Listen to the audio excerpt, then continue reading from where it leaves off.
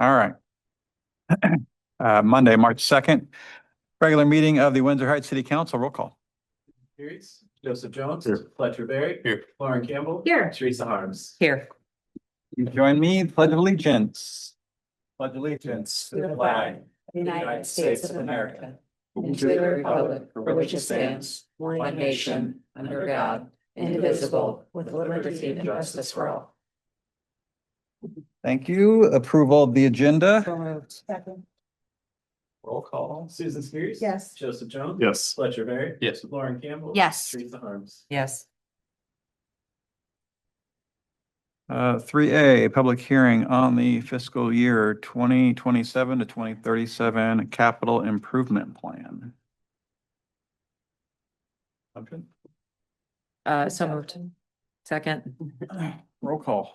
Susan Spears. Yes. Joseph Jones. Yes. Fletcher Berry. Yes. Lauren Campbell. Yes. Teresa Harms. Yes. AJ? Yes, just a reminder, every year we update the CIP, the Capital Improvement Plan. This year there's a number of changes, mostly related to some additional information we've got from Des Moines Waterworks on where their 4-inch water mains are.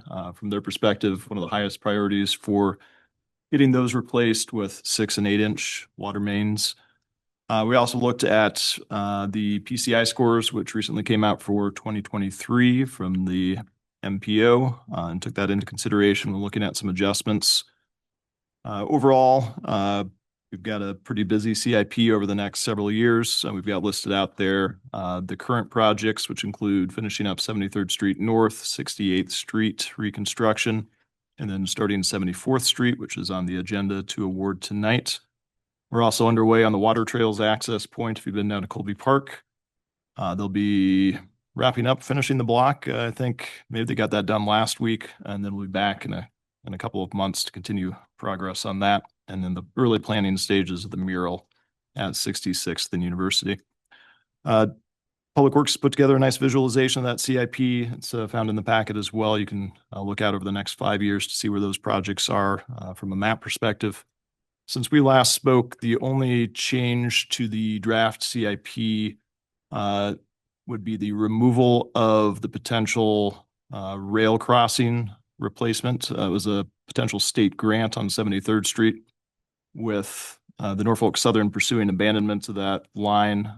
The DOTs indicated they won't fund that, and Norfolk Southern's indicated they won't fund their portion of that either. So we've removed that, understanding that there may be a different route towards resurfacing that portion of 73rd Street.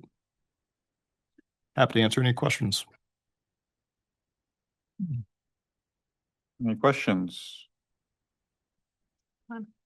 Any public comment? The public hearing.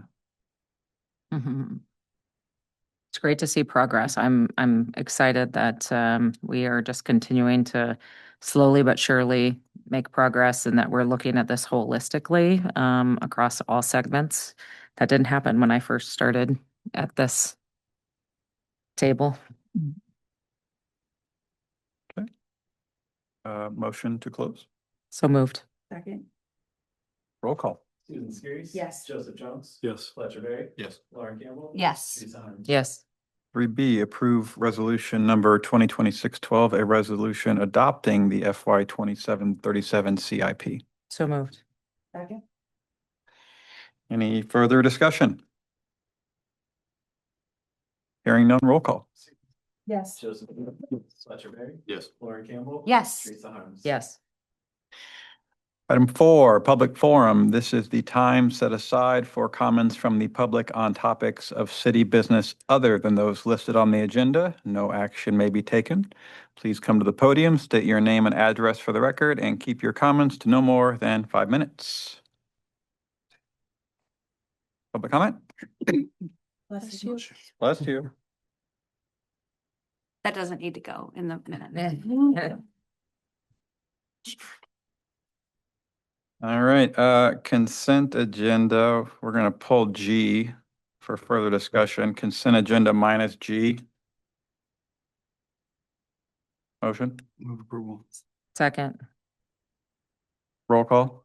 Susan Spears. Yes. Joseph Jones. Yes. Fletcher Berry. Yes. Lauren Campbell. Yes. Teresa Harms. Yes. 5G. AJ, can you just give further background on this, please?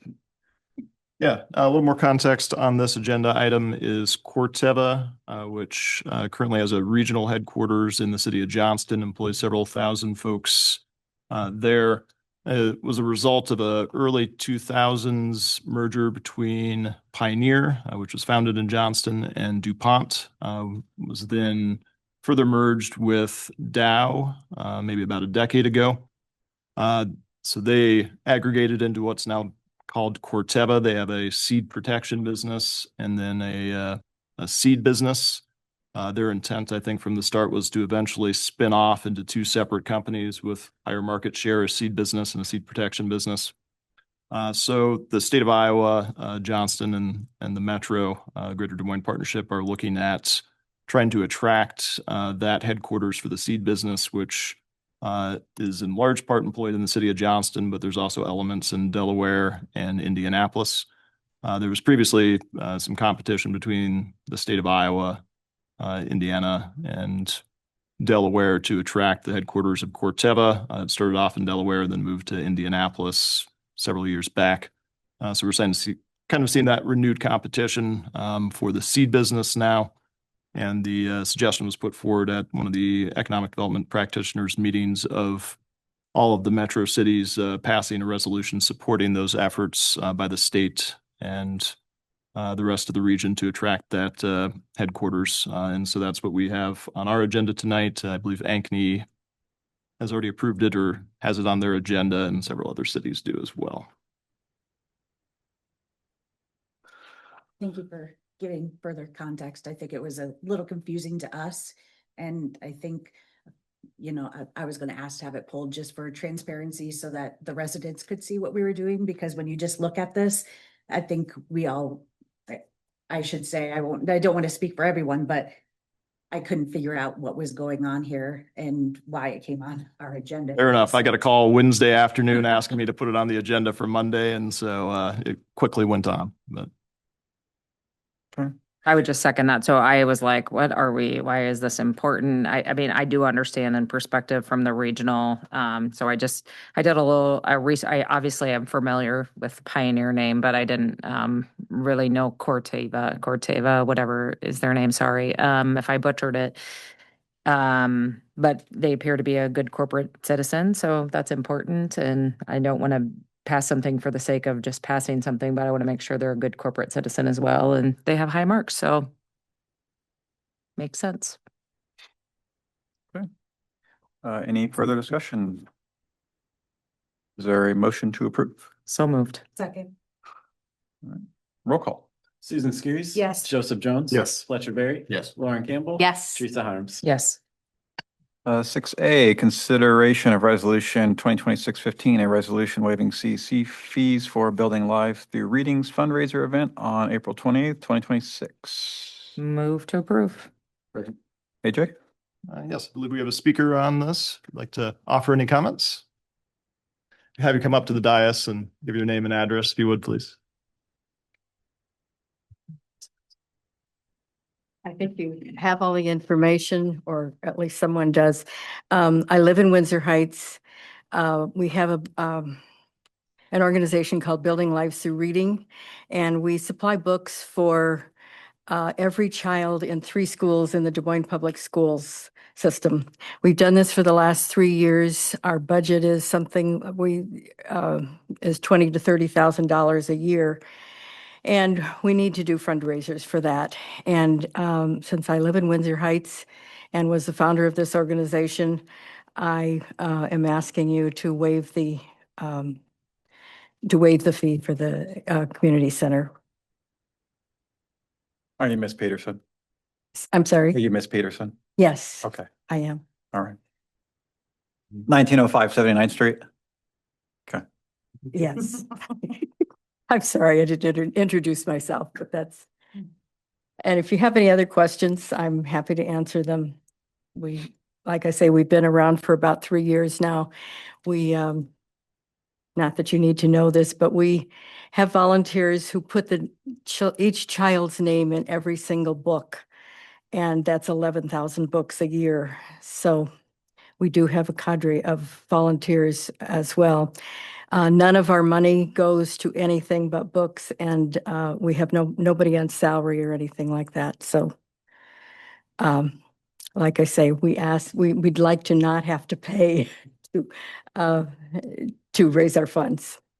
And I know when I emailed you, I asked the three schools, but I can't remember who you said. I know it wasn't our our No, area, it's but- Des Moines Public Schools. We've gone into the three of the five highest poverty rates, and literacy and poverty seem to go together. We're in Capitol View, Carver, which are two of the largest schools also in the district, and Edmonds. Those are there are three that are in the top five poverty schools. And also there are something like 19 to 20 different languages spoken just in one school.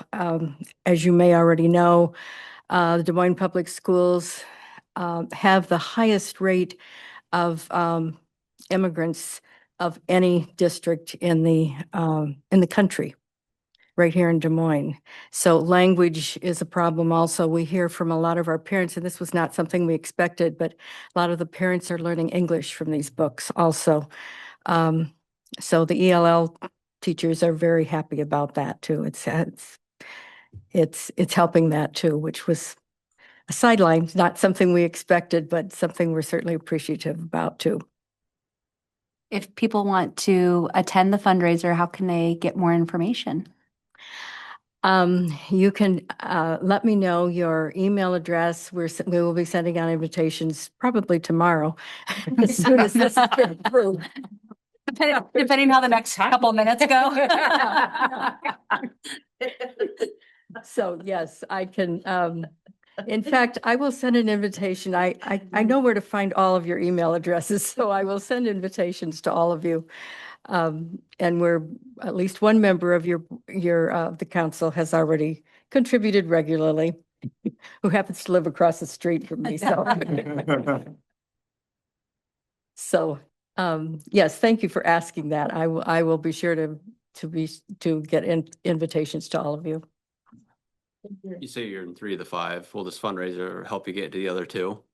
I'm sorry. You say you're in 3 of the 5 lowest or poverty-stricken schools. Yes. Will this fundraiser help you get into the other 2 schools? We're hoping so. We don't want to commit ourselves to more schools until we have commitments for longer than a year. We have one school where we have Iowa Lutheran Hospital Auxiliary is giving us money for the next 10 years, along with a donor who has committed to meeting what they give 2 to 1. So that school is taken care of for the next 10 years. We'd like to get some commitments like that so that we can move into other schools. Once the very first year we started, we were in just the 2nd grade at Capitol View. And the next year we went K through 2, because that was all we could afford to do.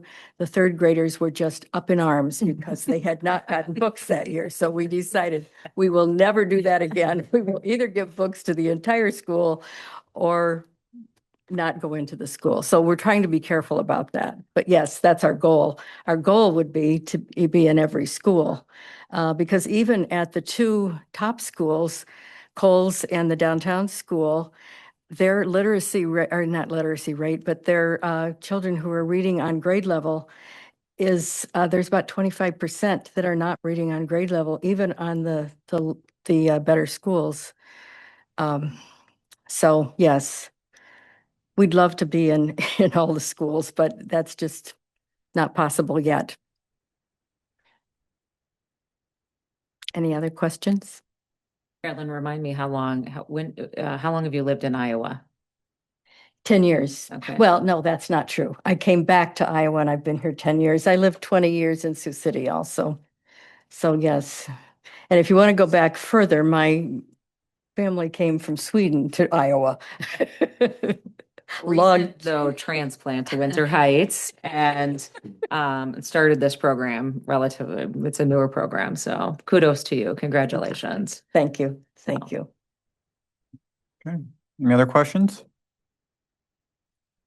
Hearing none, roll call. Susan Skiris. Yes. Joseph Jones. Yes. Fletcher Berry. Yes. Lauren Campbell. Yes. Teresa Harms. Enthusiastically, yes. Thank you. Thank you. Thanks, Carolyn. All right, 6B, consideration of approving a letter of support authorizing the Des Moines Area Metropolitan Planning Organization and Iowa Natural Heritage Foundation to pursue rail banking on the city's behalf. Yes, please. Just a little more context on this. The mayor and I met with the MPO, Iowa Natural Heritage Foundation, DOT, and several other municipalities impacted by this proposed rail abandonment last week. At that point, it had not been filed for abandonment with the Surface Transportation Board, but we're expecting that to occur early this week or later last week. What's being proposed is the MPO and Iowa Natural Heritage Foundation, which has a lot of experience in rail banking, which rail banking is a concept that came along maybe 50, 60 years ago when we started to see some railways discontinue service. There was concern, I think, at the federal government and local jurisdiction levels that those corridors would be lost as they just got to get parceled off, and that pipelines or trails or potential future rail use might come back in and be very, very difficult to reenact when development had occurred on top of that. So rail banking is a way to preserve that corridor long term in the event that there are transportation needs for that corridor, whether that's the railroad potentially coming back at some point in the future, a trail, or some other means.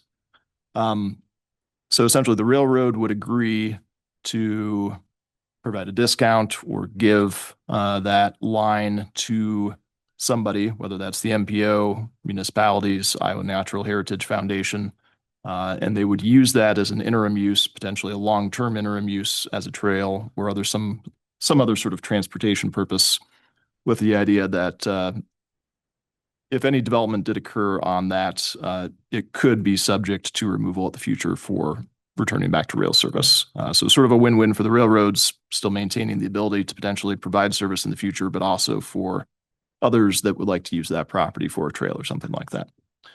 So the Iowa Natural Heritage Foundation's got some experience working through this.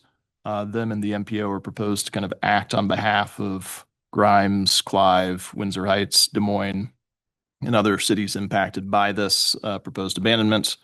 We're essentially giving them authority to go ahead and file a public use condition, basically notifying the Surface Transportation Board that there is interest in rail banking this.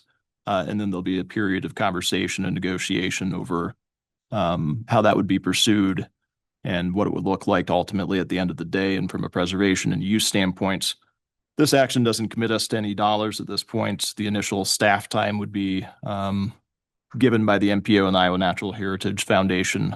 But at some point, there could be survey costs, engineering costs, planning costs, acquisition costs that would potentially be shared by some group of folks or grant funds received to support that future trail use or other transportation use. So this sort of just gets the ball rolling for everybody. The meeting was, I think, a pretty solid consensus from everybody was there that this was the right avenue to pursue, even with acknowledgement that it's a good asset for everybody, but there may be evolution of thoughts of how each jurisdiction wants to use it at some point down the road.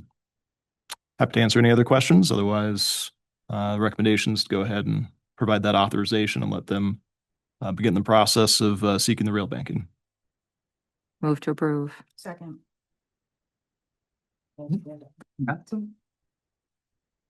Roll call. Susan Skiris. Yes. Joseph Jones. Yes. Fletcher Berry. Yes. Lauren Campbell. Yes. Teresa Harms. Yes. 6C, consideration of resolution 2026-16, a resolution setting time and place for a public hearing. Purpose of considering the proposed tax levy for the city's proposed fiscal year 2026-27 budget and the proposed tax rate levy to be included in the truth and taxation statement. Move to approve. Second. AJ? Michelle? On the dais, I gave everybody a packet and is this that says Iowa Department of Management on it. And then the actual budget. So you guys didn't have this in your binders. So this packet, this is for your binder. But the Iowa Department of Management came up this year with a informational letter that can go to residents and or help elected officials explain the truth and taxation statement to anyone, to ourselves even. It is 4 pages, so it's a little bit long, but here it is for you guys. And it's also on the Department of Management's website. If you would like to have it, or if anyone wants a PDF, I can send it to you and you can send it up.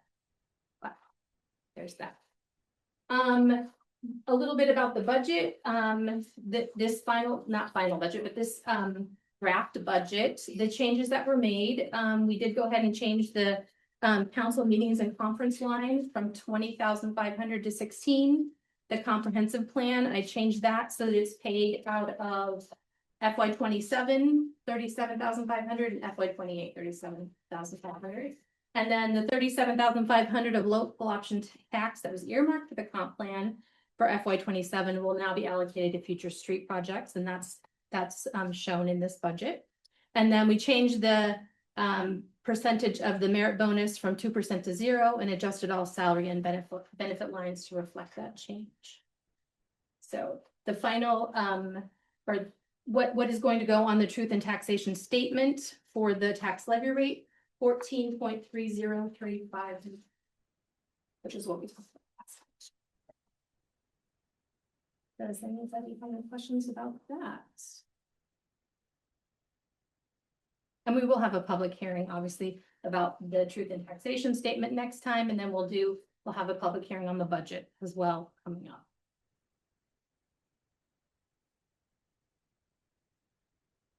So Adam, you and I had a conversation earlier today about the newsletter. Would maybe a QR code to this be helpful as part of that? Yeah. Yeah, because there's a QR to our property tax 101 page on our website. Okay, At the end of that article, and okay, it's on that letter is on my desk to make sure that information, because there's an FAQ from last year's okay. taxation statement. And I was gonna go through that, make sure it was updated and make sure that that PDF was linked Okay. on that webpage, but we Okay. can do a direct one to No, that. it's fine. I'm just thinking, I just thought another resource, another tool that if people really want, here's another way for them to get that information. As opposed to maybe, yeah, making it too confusing. You want to know more? Here you go. Anyways, I just thought of that. Thank you. And we are gonna have 2 work sessions, tiny ones, not the big long ones. Tiny ones at the next meeting and then the meeting following that, so we can talk about some of the stuff that we really didn't get to for future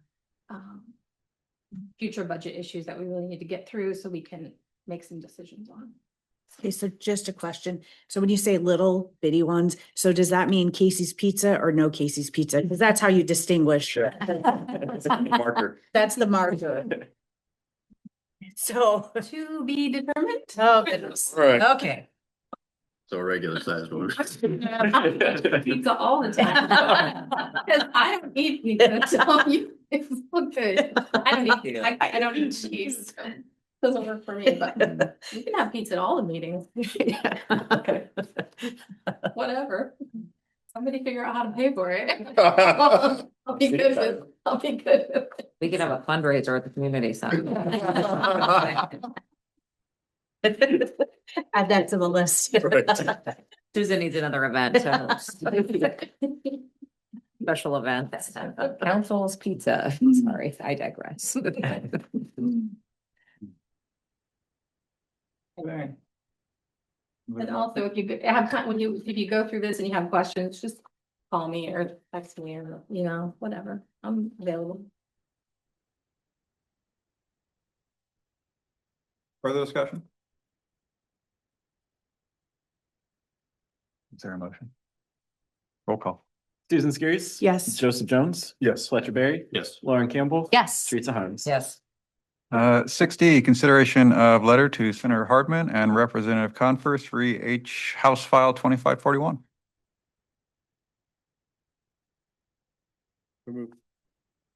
Second. So, House File 2541 is a proposed bill that would limit cities' ability to expand civil rights protections for well, a number of things. I don't know what the status of that bill is. Perhaps Ms. Harms can give us the insight as to. It's currently on the House calendar. There is not a Senate companion. It has not been on a debate calendar yet. So there's all the bills that are eligible for debate, and so it's sitting in that space, but then they do a daily debate calendar and it hasn't elevated to that level. I think And it would need to, oh, I'm sorry, and then it would need to pass the House and then a Senate committee, subcommittee and committee by March 20th. So about 2.5 weeks that it has to, would need to move forward. Sure. I think we know where our elected officials probably stand on this bill. Nonetheless, I think we've seen some extraordinary action in the past decade. And as I wrote, this is sort of a unique circumstance for these two things meet, that being rolling back home rule and attacking civil rights. Thus, the reason why I brought this letter to council. So, ask council to approve this, send the letter, make it clear that we would ask them to oppose it. So I'm gonna maybe play a little bit of a devil's advocate. Clearly, I'm not supportive of this legislation. I'm not registered on it. I don't, well, no, that's not true. I am registered, so I probably need to, but as a person in this community and we've not done this on other issues, so or at least I don't recall that we have. So what is gonna be as a council, our position on when we're gonna send a letter or not send it? Like, I would like us to have some direction, consistency, thank you, that's a good word, on how or when we might choose to send a letter on behalf of the city.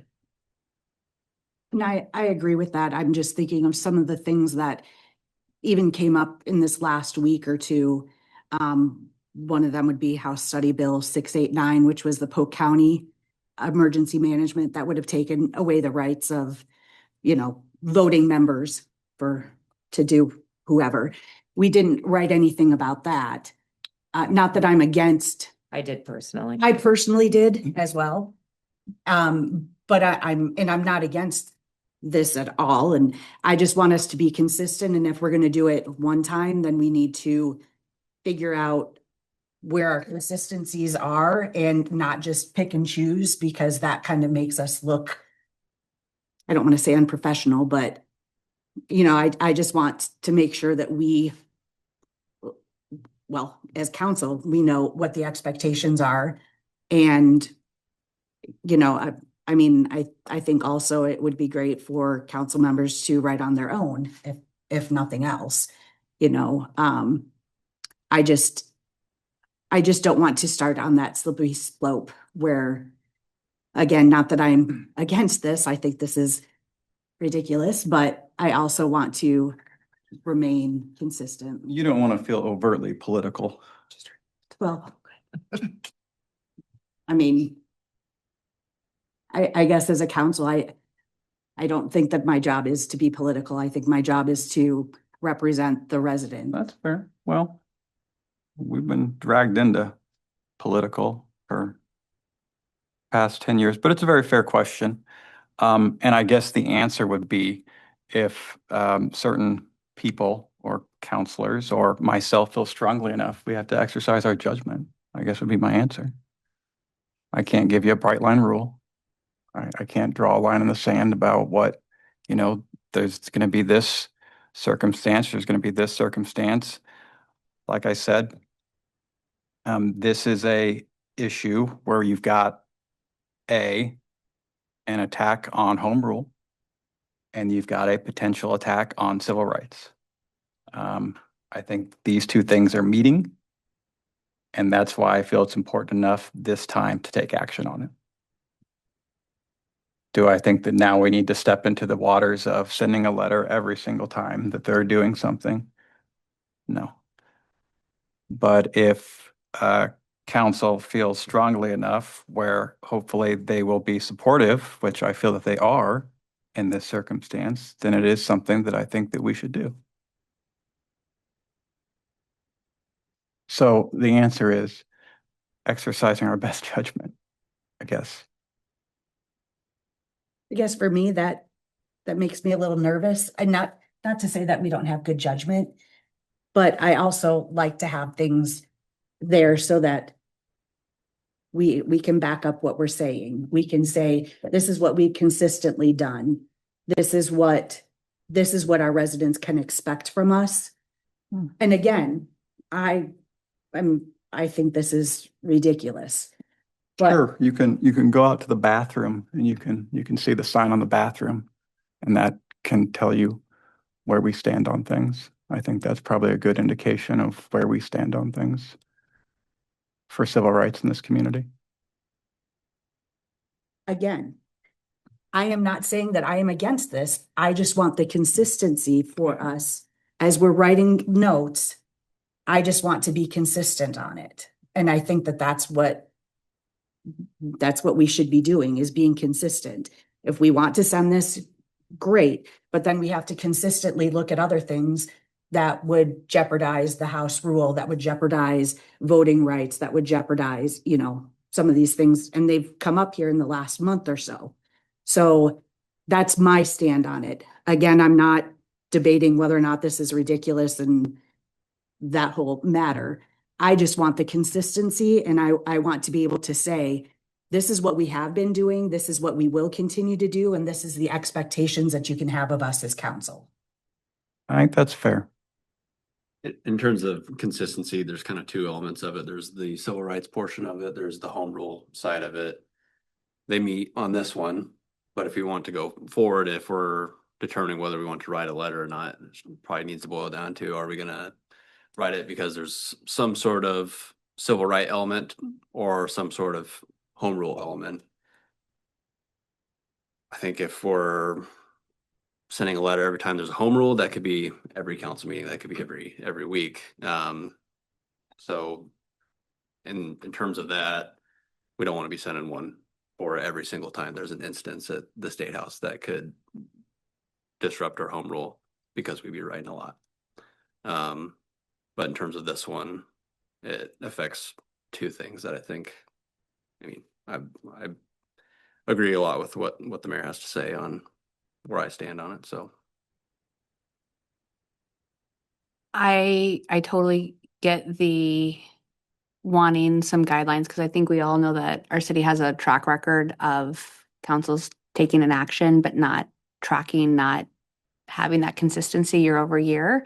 And as councils change, then we're not doing something suddenly, and people want to know why we're not doing something.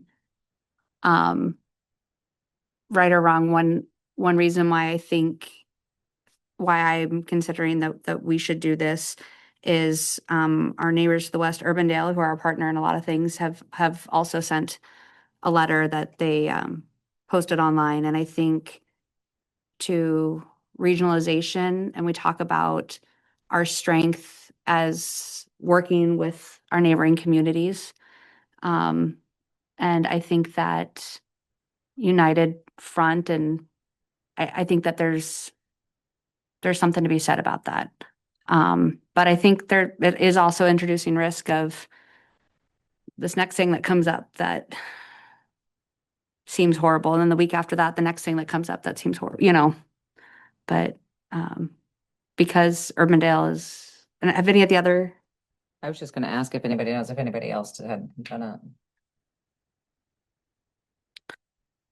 there's not that I know of. 24 cities and counties, I think, that have a civil rights agency. I'd assume they will probably, I don't want to assume, but those would be the ones that would. Likely, yeah.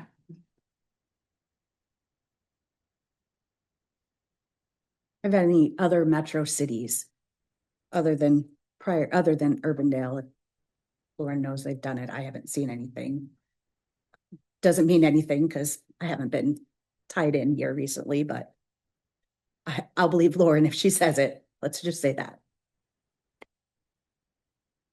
That they sent the letter? Yes, that they approved it. Yeah, they approved the letter. Mhm.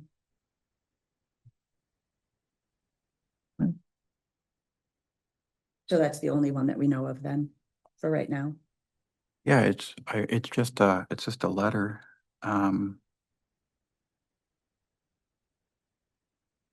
think we can we can also individually write letters. I mean, that's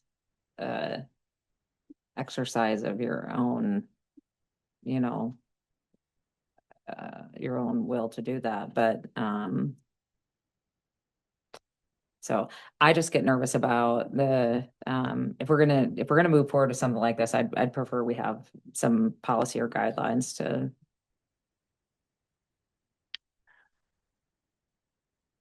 Well, I think the sentiment of the letter itself, I agree with, right? I mean, I don't think that's a question. But then, yeah, to your point, I think there's a lot of civil rights legislation that has really angered and upset me over the last several years. And not that I've asked the council to send a letter, but it's just never crossed my mind that we would, in terms of like, how do we track the number of things that we want to say no to or stand up against? So I do want us to be consistent in that, in how we approach it.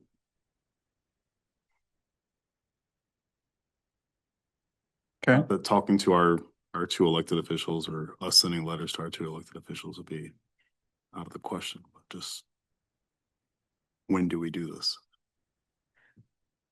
well, like I said, I think when the two things meet, that's when That's a quality reason. I agree with your logic on those two things coming together. how about that's your policy? Okay.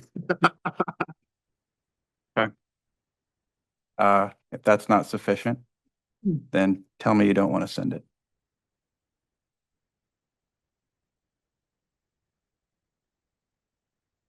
Time's ticking.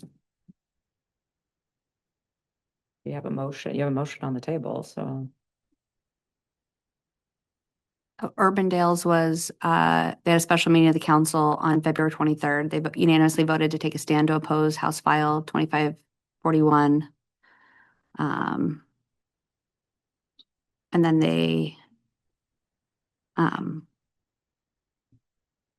copy of the letter. So that was posted from one of the Urbandale council members, just for context. I believed you.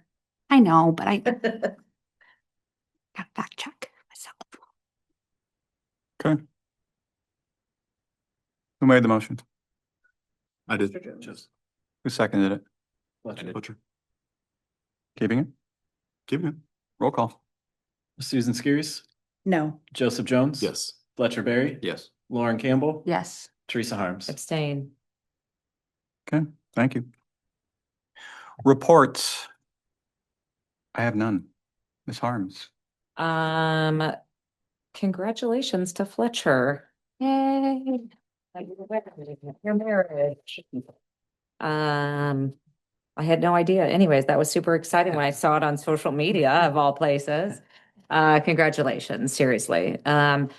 Rick and I checked out the La Bonita, and so it was really delightful. So if you haven't been there yet, apparently they have a main location, maybe in Clarion or Eagle Grove or another location. So that was awesome. Next week is MAC. The legislature made it through the first funnel. REC is Revenue Estimating Committee is on the 12th. Second funnel is on the 20th. There's a lot of interesting bills out there. Not just the one we just discussed. it was the R1, RICR. Oh, Revenue Estimating Committee. So it sets the budget, the state's budget, what number they have to work off of. They're gonna keep it at 2%, I imagine. I heard a lot of letters, and I was like, For the record, there will not be enough revenue coming in to pay for the current budgeted expenses, so. I'm not gonna say any more. This is a public meeting. But anyways, I feel like there was something else I needed to say, but I can't remember what it is. So I'll leave it there. What's La Bonita? It's the Mexican restaurant up here and the new one Oh, across the street here. I've eaten there Changed from, like 5 times. I Mojitos just to, Yeah. yeah. still thought it was mojitos. Ms. Campbell. I got the chance to review grant applications for Bravo, attended the DART budget workshop, and it seems like DART's brightest days are ahead, and that feels really great. So I want to hats off to Joseph Jones for his work on the executive committee. I attended the Des Moines Gamers Symphony small group performance, one of the many organizations made possible by Bravo. But no, I did not get a chance to vote for it because my stepdaughter performs with it. So no conflict of interest. Didn't get to vote on that one. But in reviewing the grant applications for Bravo, it was just a reminder of so many great cultural events that happen across our metro. And I now have dates of things to attend in Polk City and Bondurant and Grimes and beyond. So how many grant applications did you go through? there were 14. This is for the newer cultural event and arts grant. So there are 14, and it was really great because there's someone from a municipality who helps write grants. And so getting their perspective on some of the weaknesses in the grant applications and strengths, that was really great too. So Were they giving feedback? Were you able to give feedback then too? Because I think Exactly. that really helps the people that are writing the grants, like as nonprofits, because so many of them wear different hats than just Yeah. grant writing. And so I really appreciate it when they give the feedback, like here's kind of like what they do with us with whatever the grant is. We've done 52 times. And what I really like too is that there was a couple of grant applications that will be awarded if they can provide a little bit more information. So there wasn't just a flat denial, which I thought was really great because we know what it's like when city staff are wearing multiple hats and trying to write a grant application stuff. So it was a great process. That's it. Mr. Jones? For Barry. Sorry. Jesus.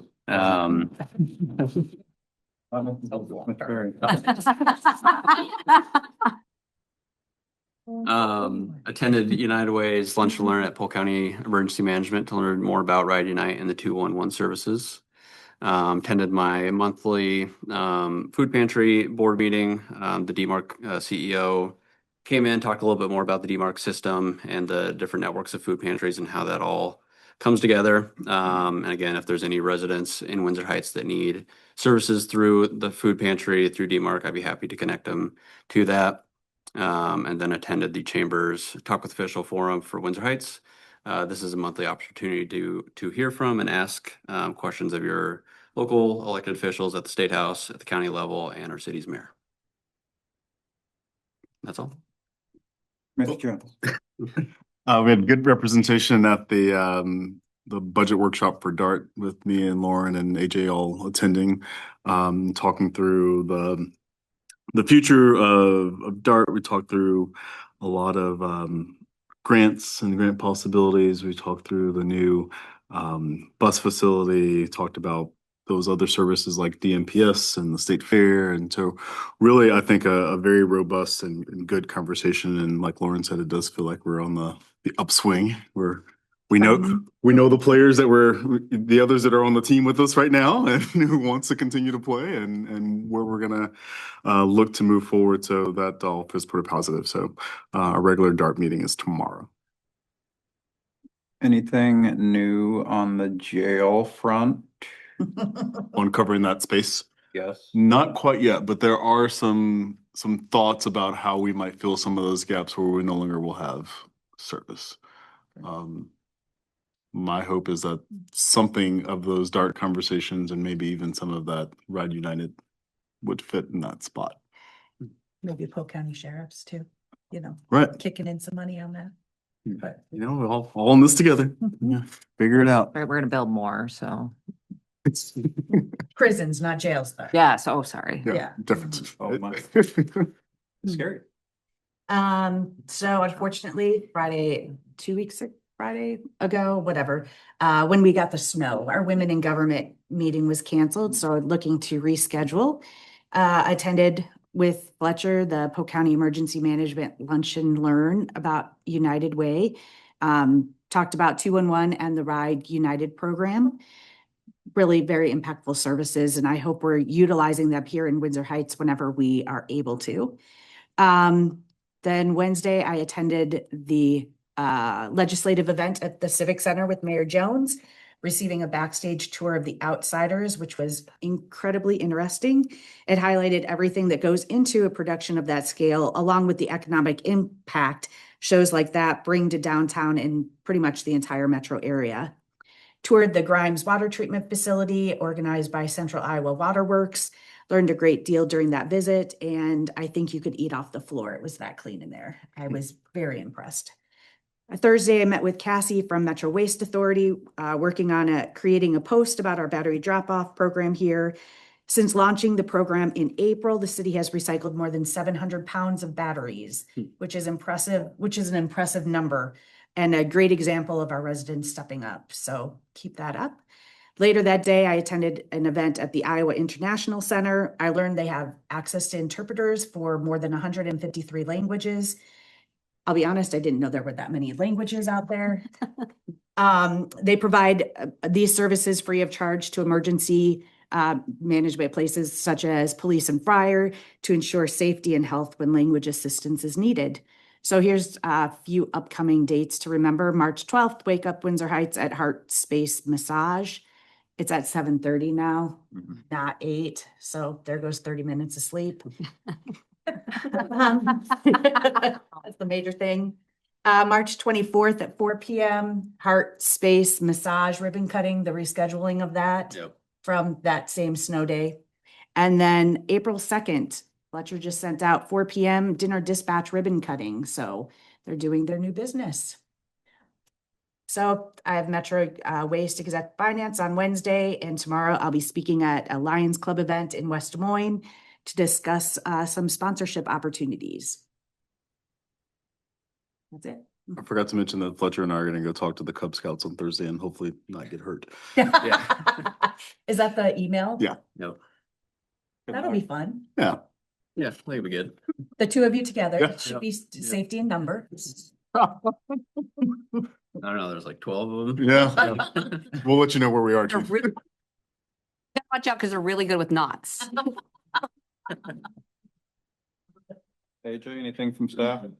Just the Clive Urbandale Windsor Heights Citizens Police Academy kicked off last Thursday.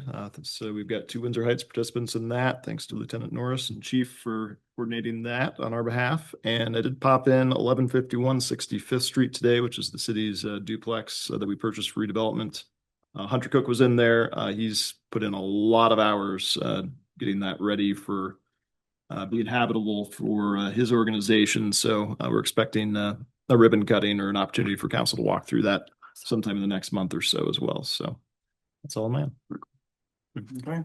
Can you remind me the name of the organization that? Nancy's Place. That's right. All right.